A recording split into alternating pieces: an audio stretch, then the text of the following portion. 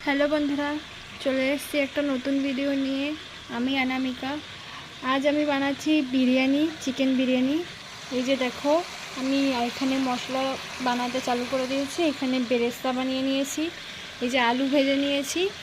এখানে আমি দিয়েছি গোটা গরম মশলা, যা যা থাকে, পেঁয়াজ, রসুন আর আদা পিষিয়ে এখানে দিয়েছি বেটে।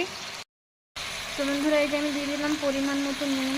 অল্প পরিমাণে দিয়েছি, কেন কি মাংস আমি ম্যারিনেট করে রেখেছি, তার ভিতরেও আমি দিয়েছি। তো এখানে অ্যাড করছি একটু হলুদ অল্প পরিমাণে। এখানে দিয়ে দিচ্ছি একটু আমি লঙ্কার গুঁড়ো, এটা আমাদের ঘরে বানানো লঙ্কার গুঁড়ো। দিচ্ছি একটুখানি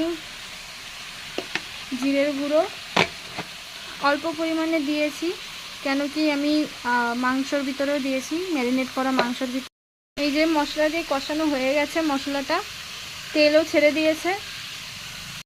আমি দিচ্ছি এই যে মাংসটা, ম্যারিনেট করা মাংসটা দিয়ে দিচ্ছি। এই যে আমি এখানে ভালো করে এটা নাড়িয়ে চাড়িয়ে নিচ্ছি মশলার সাথে।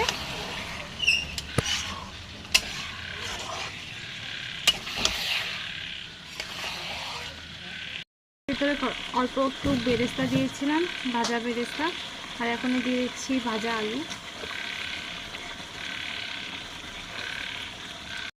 এখনো ভালো করে নাড়িয়ে চাড়িয়ে নিচ্ছি। এটা এখানে ভালো করে কষিয়ে নেব। গাইস, এই যে আমার চিকেনটা কষানো হয়ে গেছে প্রায়, দেখে নাও।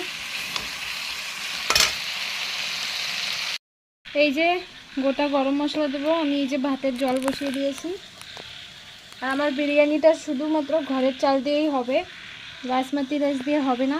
এই যে আমি এটার মধ্যে গোটা গরম মশলা দিয়ে দিচ্ছি। এর ভিতরে এখন আমি কিছুটা ঘি দিয়ে দিচ্ছি।